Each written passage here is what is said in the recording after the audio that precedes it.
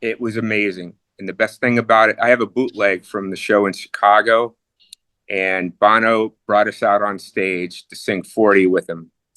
And he introduces us and he says, these guys have been on the whole tour with us, and we just want to tell you that they reminded us of what it means to be in a band.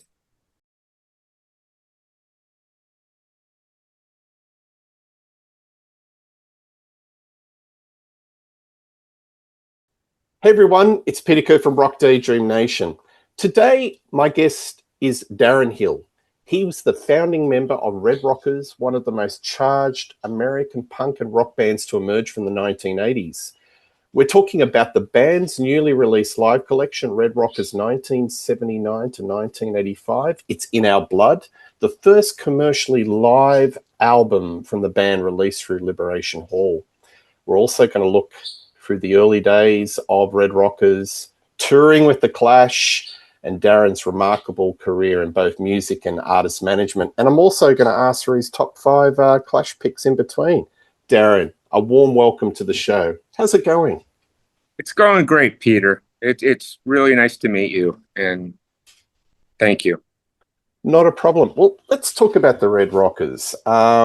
How did the Red Rockers first come together, and what was the local music scene like at the time? I'm interested to hear the genesis of I think it was the Louisiana punk scene or the band scene. What was it like?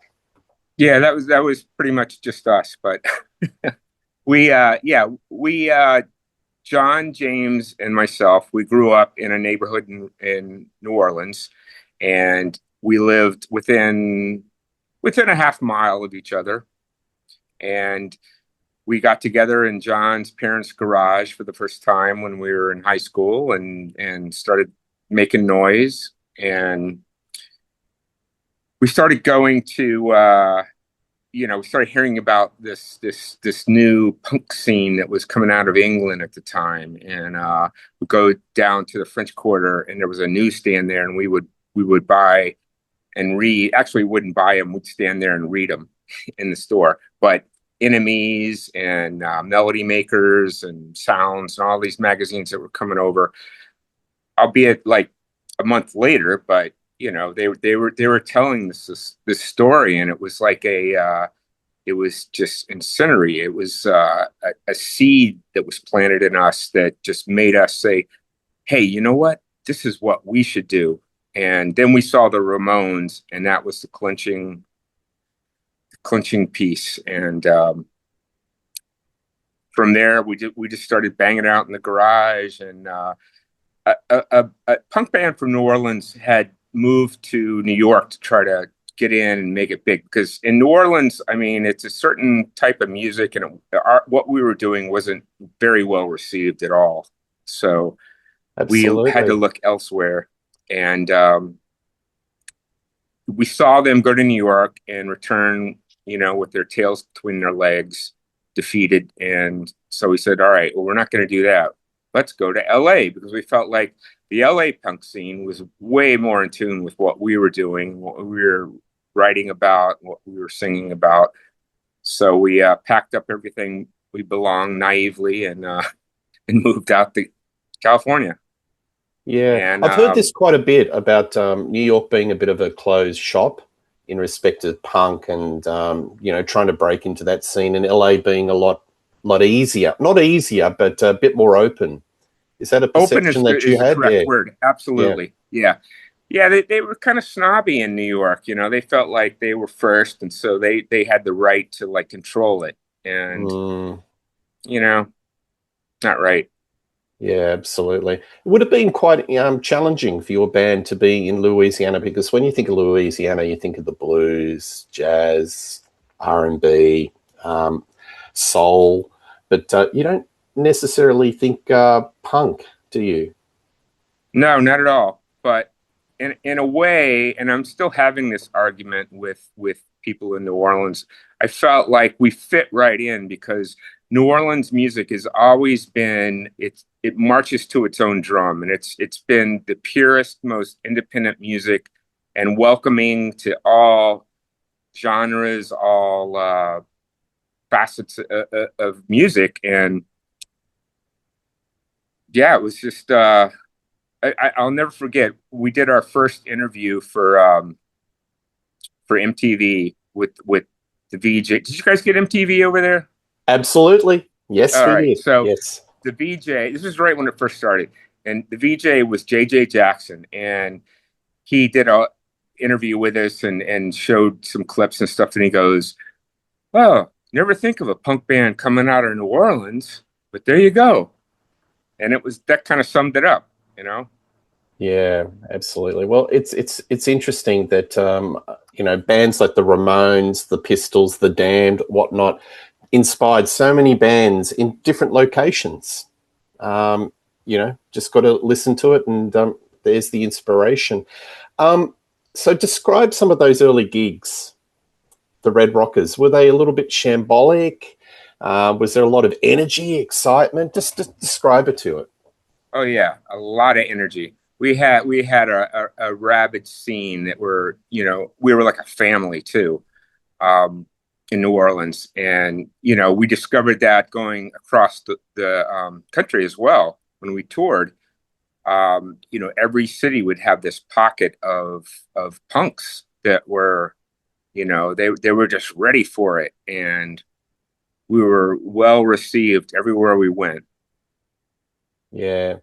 But you would have had some hair-raising moments, wouldn't you? Was there anything Oh like out of yeah, was there yeah. anything out of the Blues Brothers where you've got a chicken Um, wire frame in front of the stage or something? there was one show where a bunch of Nazi punks showed up, and it turned into a debacle and a fight, and it was just awful. It was just like, what are you doing here? You know? Well, like that Dead Kennedy song, which I won't mention. That's how we feel about Yes, them. exactly. Yeah. Um, so with the Red Rockers, what are the songs that you're most proud of today and why? I think on every one of our records there are songs that are prescient right now and almost prophetic. I mean, Dead Heroes, Guns of Revolution, Freedom Row, which was written about Mm, Bobby Sands. Our drummer Jim Riley, he was heavily involved. He was in Stiff Little Fingers prior to the Red Rockers, and he was heavily involved in he grew up during the Troubles in Belfast, and um, his kid brother was murdered, but he was the first British soldier to ever be convicted of murdering someone during that thing. He had worked for Bananarama and U2 and Depeche Mode, so he was beloved in that community. And of course, we met Bobby Sands' brother Sean was living over here, and wow. we became friends with him. And Jim wrote this song about Bobby after the Yeah. hunger strike. Yeah. So the first album, Condition Red, which is like politically charged punk, um, you know, the record comes out. How do you feel? Your first album comes out. Excitement? Got a bit Oh of a my bit of God. a wave? I can't even describe it. It was kids. It's like, who gets to make a record? You know what I mean? Like, we Mm, grew up, going to rock shows and idolizing these rock stars, and just, yeah, I can't even describe it. It was amazing. And, we signed probably the crappiest contract in the world, but we didn't care because we got to make a record. You know what I mean? Who gets to make a yeah. record? Was there a lot of fine print in that contract? Get out the magnifying glass. The print wasn't fine. It was bold and bad, but it's Yeah. okay. Just wanted to get your work out. Yeah.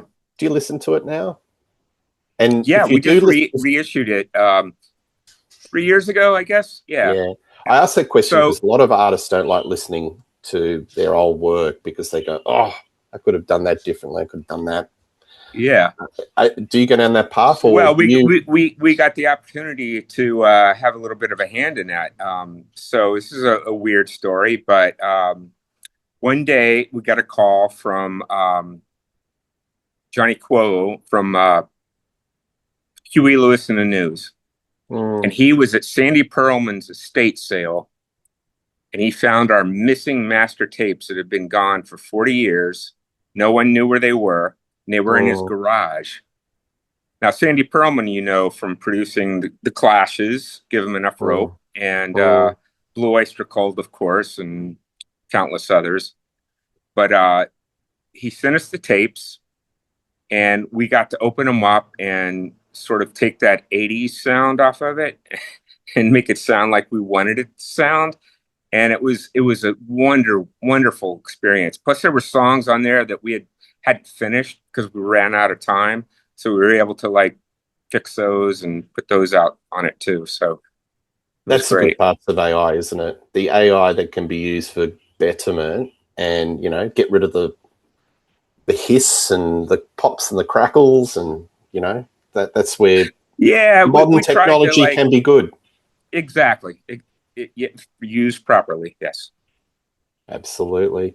So, condition red, you're leading into Good as Gold, 1983. yes, You get signed to a major label. Things are progressing. However, the sound of the band is changing. It's getting yes. into a more new wave, rounded sort of sound. First and foremost, were there bands that you were listening to that sort of led you into that direction? Was there anything that you were listening to and go, oh, I'd like to, sound like that band or go in that direction? Yeah, I think you know, we had an appreciation for U2's first record Boy, and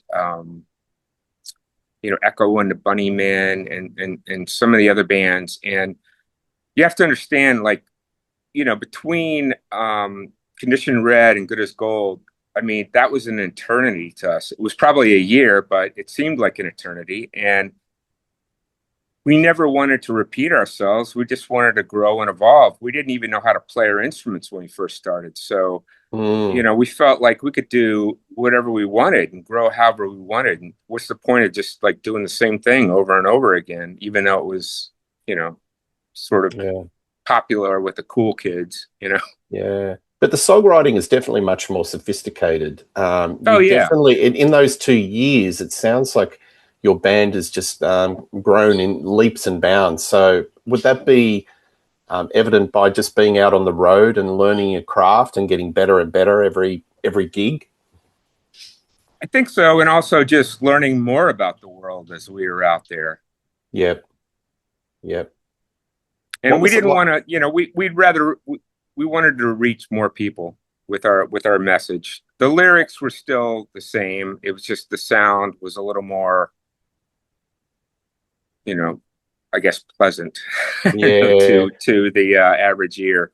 but And it you know, still had a lot of MTV was bite. what blew us up. Yeah, It's still, I yeah, mean, even though that's new wave, you can still hear that there's a little bit of bite and a bit of danceability. Is that something that you're interested in exploring? It's sort of yes, songs that you can yes. imagine the audience, instead of pogoing, or maybe, you know, grooving a Well, bit at the to. time, slam dancing was the dance du jour of the punk scene, and that was pretty brutal. And then you started getting jocks that would just come in that didn't care about the music; they just wanted to like Mm, do violent, you know, things and whatever.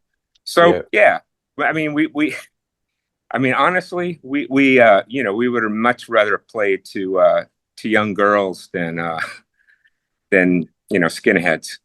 So Yeah. Well, I think that's a problem with a lot of bands that start off punk and evolve.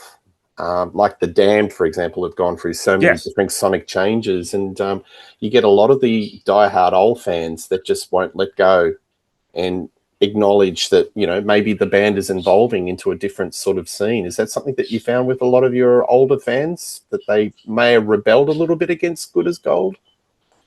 Oh yeah, absolutely. We took holy hell, you know.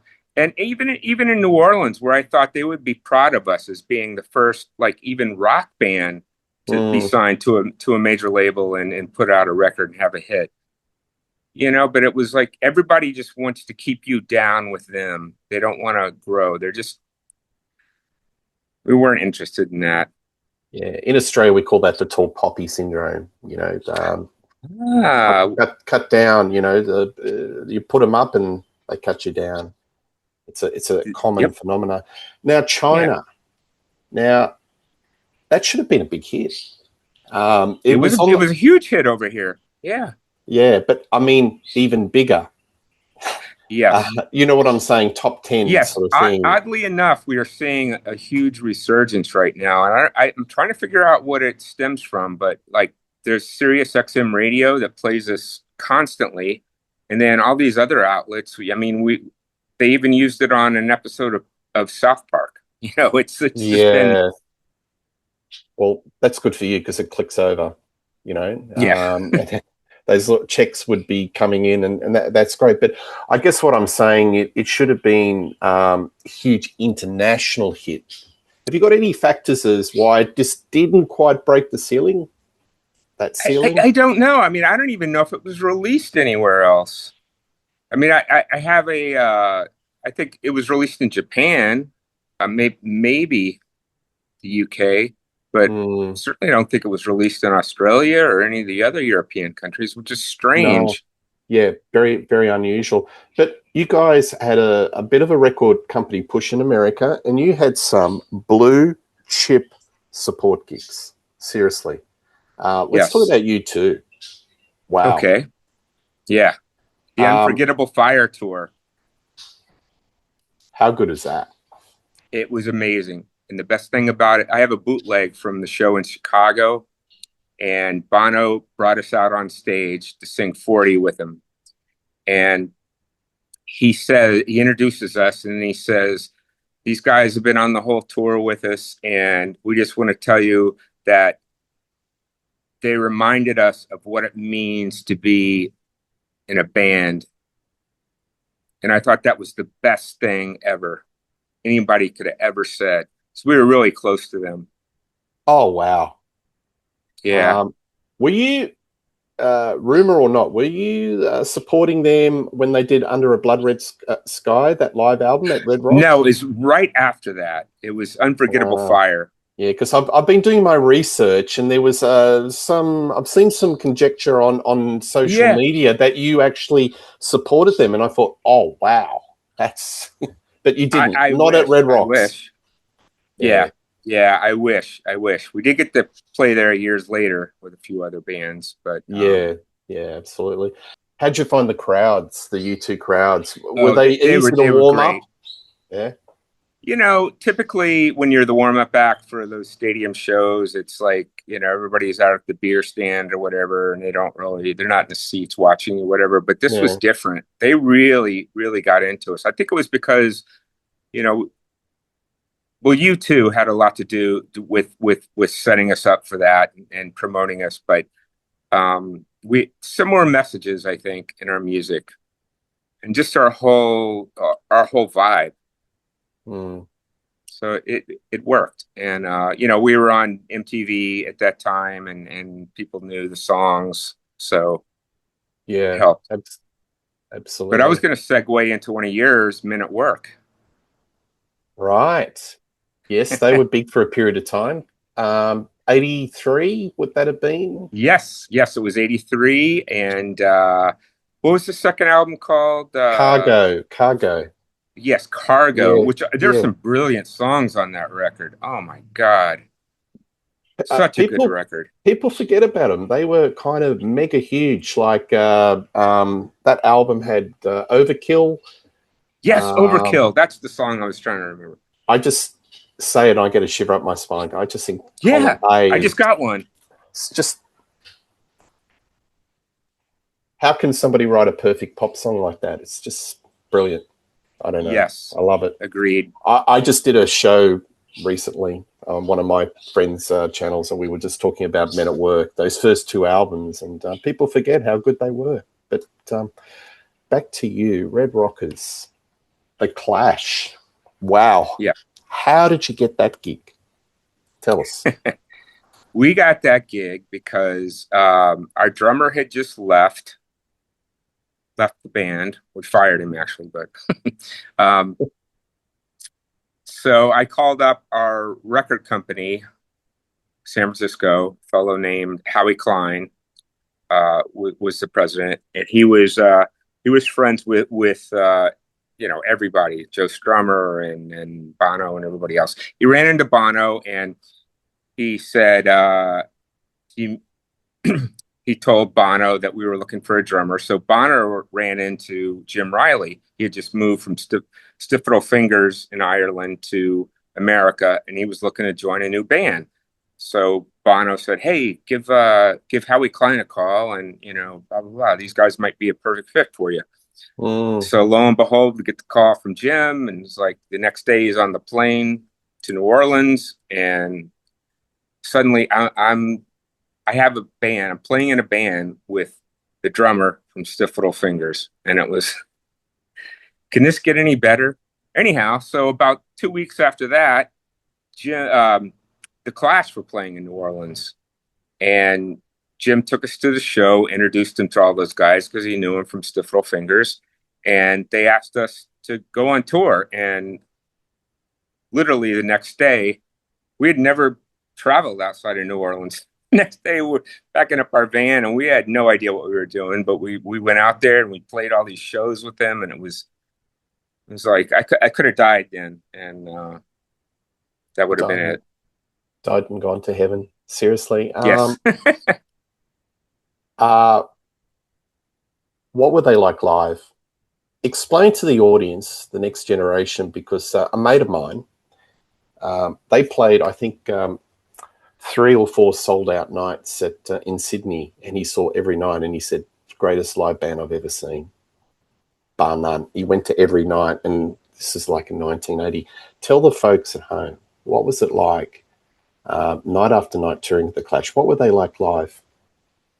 They were just raw and ferocious.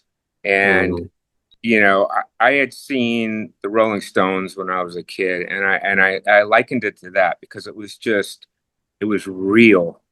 I don't think bands today they take advantage of a lot of the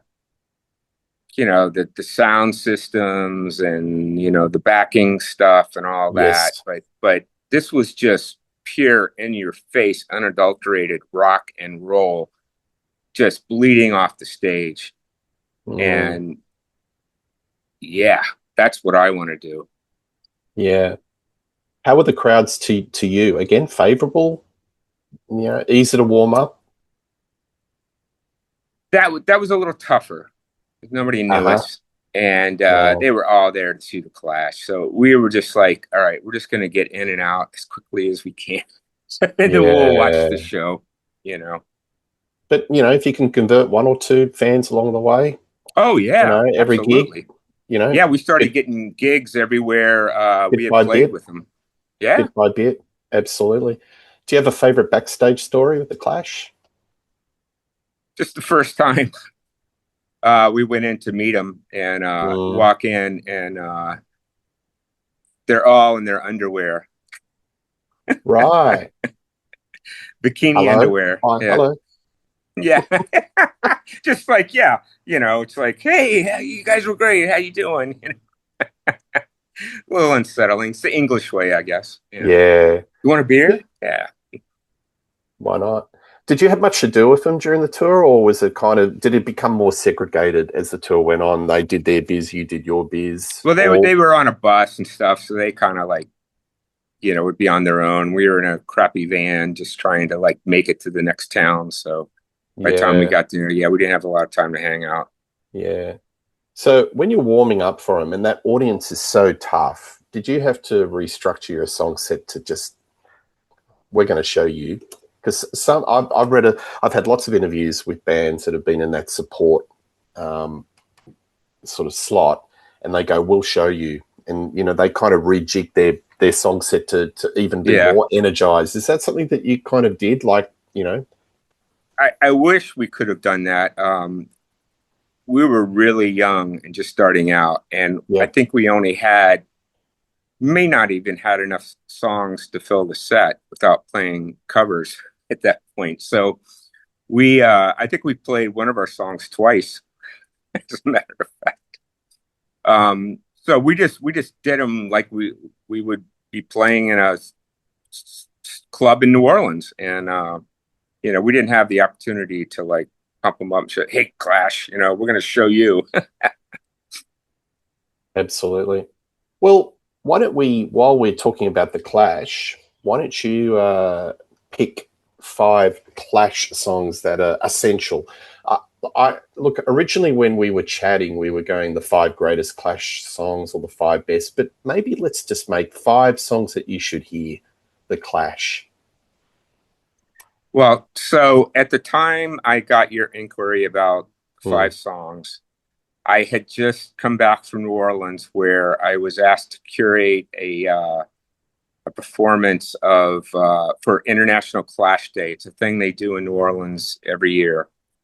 And so I put together, the rest of the Red Rockers weren't available. So I put together a group of some of my friends, which the listeners may or may not know. But so it was David Minahan, who was in the Neighborhoods, big Boston band, and also played in the Replacements, who I managed. And,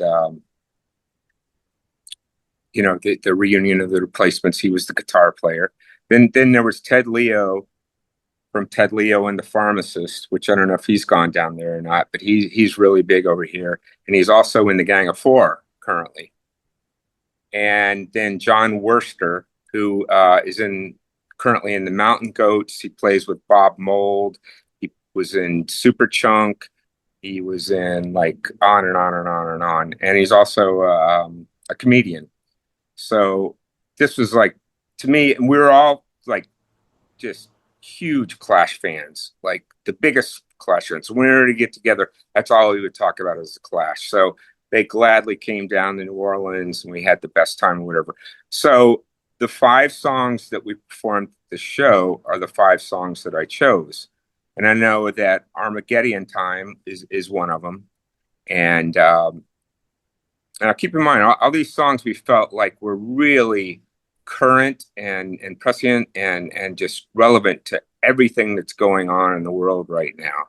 sure. Um, we did Cheat off the Clash's first record, which was an odd choice, but before we started the song, Ted introduced it by saying, don't be afraid to gerrymander the shit out of your district because they're doing it and we have to fight back.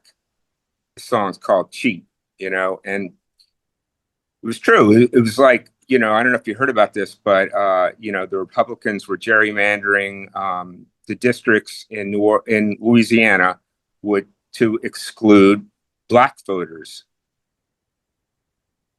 It was atrocious. So that we had that song, and then we did Safe. We opened with Safe European Home. That was, it's always been my favorite Clash song.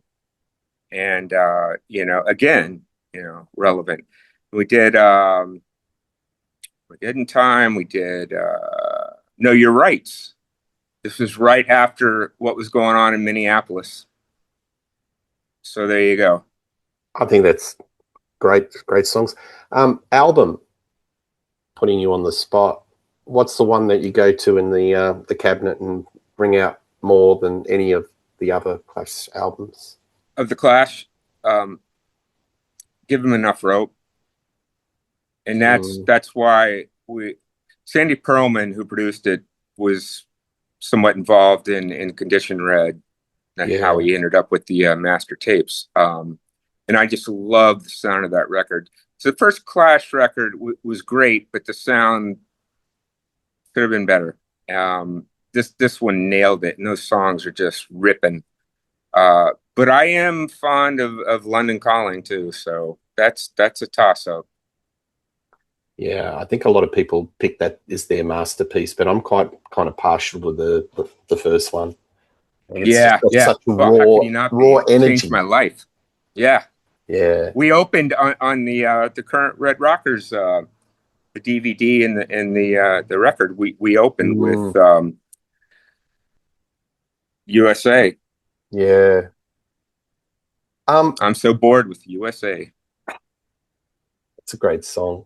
Some bands are just they have a short lifespan, but the mark that they make on history is just undeniable. And I always think that if Joe Strummer was still alive, would I really have wanted them to reunite?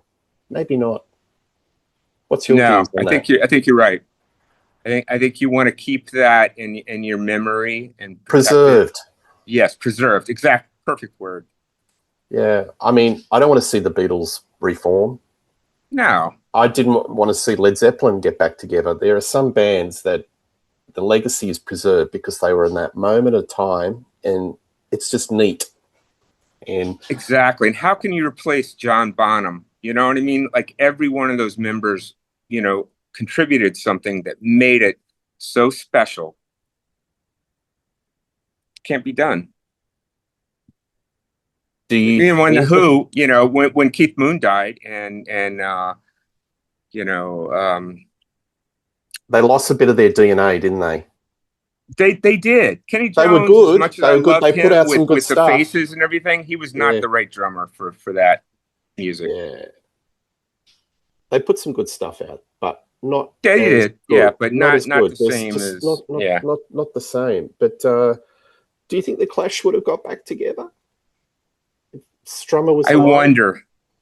I wonder. I hate to say it, but I think probably so. I think money is you know, the ruling factor here. And I don't know. I like to think they wouldn't have, but who knows? I can't judge them. Yeah, very. I met Mick and actually well I when I was with Paul Westerberg from the Replacements, we were playing over in England and we ran into Joe Strummer at uh, the Portobello Square. He was looking for a tie because he had to go to divorce court. So we helped him pick out a tie. And then along comes Paul Simonon pushing a baby pram. And it was like, wow, this is weird, but cool. And but then I finally met Mick again later when I was managing the New York Dolls and we did the Mm. reunion shows in London. And I talked to him for a long time that night. And I actually asked him if there was any chance they would ever get back together again. He said no, no interest. Yeah, because the members were doing different directions. Because Mick was doing a lot of big audio dynamite, that sort of exploring electro, dub, reggae, even more Right. so than the Clash. Um, you know, I don't know if they did And get back arguably together. more successful, right? Than the Yes, Clash. yes. Well, it's one of those what if questions.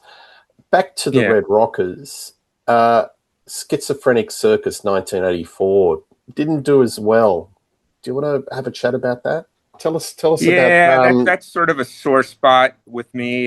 We were rudderless. We had just fired our manager, and the record company was really manipulating us hmm, because once you get into that game, it's all about hits, and you got to deliver them. And China was so successful that they were really expecting us to build off of that, and that's not what we wanted to do. And we just wanted to do our own thing, but we succumbed to their manipulation and regret it to this day.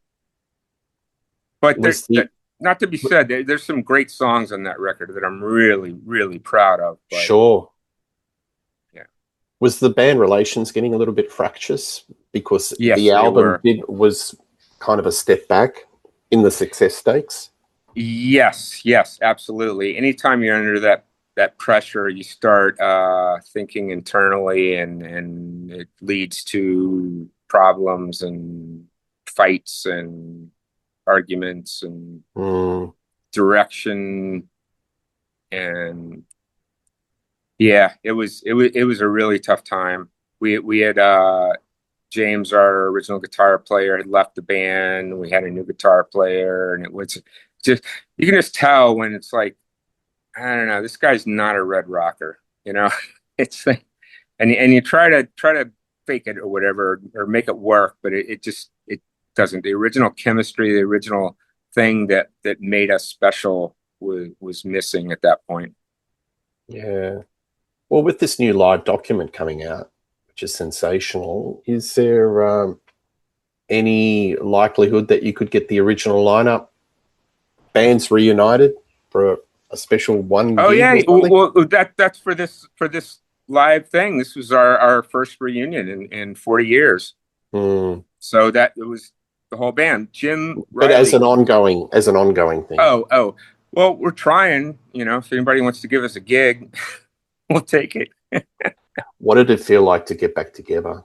Did it feel like Just the chemistry? remarkable. It's like putting a pair of slippers on. It's even beyond that, Peter. It's so the first couple of days that we got together and started rehearsing, we didn't play a note. We were just telling stories and laughing our asses off and just enjoying each other's company. And, we got the band formed when we were kids and we were lifelong friends. And the only analogy I can draw to it is it must be like people in your platoon when you're at war and you have this bond, this friendship that it can Mm. never ever go away. And the second you get back together with them, you just pick right up where you left off. And it was a wonderful experience. And then the crowd, all the people that used to come see us in New Orleans were all there, and they had this giant poster board up on one of the poles, and it was like these are people that had died, it said, and everybody had to come and write someone's name of from our scene that had passed away in those last 40 years. And it was remarkable. The whole giant poster board was filled up by the end. And, there's names on there like Alex Chilton and, all the people that were from our scene. Um, that really, really hit me hard. And we've done another reunion since then, and we're going to do another one this year. So, That's exciting. That's great when you've got that chemistry and yeah, keep it going. And who knows? Maybe next year, material, get in the studio, see what happens. yeah, we've got some songs actually. So, who knows? I don't know if the world needs to hear it, but I think the world you might does. need to sing it. It'd be really remiss having an interview with you and not talking about your other career, which has been ultra Yes. successful, calling 10 pin management. Yes. What motivated you to move from being on stage to working behind the scenes? I think in the back of my mind, I always thought that one day I would do that because, I'm, I, I'm not a great musician by any means. I'm not, but I think I have a good um, sense of what is possible, and I think I have a lot to offer other artists because I made every mistake in the book and I learned from that and took notes and I met people along the way that I would be able to go back and rely on. And it just seemed like a natural transition for me. And I couldn't be on the road anymore. I was, I had a family at that point, and it's just no life doing that. So Like this was the it. the artists you've managed through this company, Paul Westerberg, the Mighty Mighty Boss Tones, New York Dolls. Wow, got a Yeah. motley crew there, haven't you? Yes, yes. Rocky Erickson, you're forgetting too. Absolutely. Yeah, So, how much of your man management skills do this sort of career? I have to be, I guess, a lot of psychology. A lot of get to be a father figure sometimes, a brother, a friend, psychiatrist, babysitter. Um, the most important is listening to the artist and understanding what their vision is, and then Yep, helping helping them get there, helping facilitate that. absolutely. How do you balance protecting an artist's interests from also delivering difficult business realities? Yeah, artists tend to have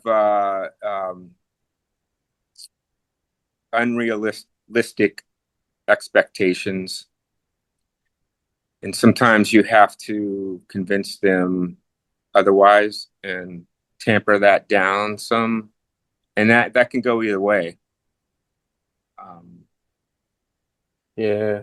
And today's world, it's a different environment, isn't it? It's not records, cassettes, it's streaming.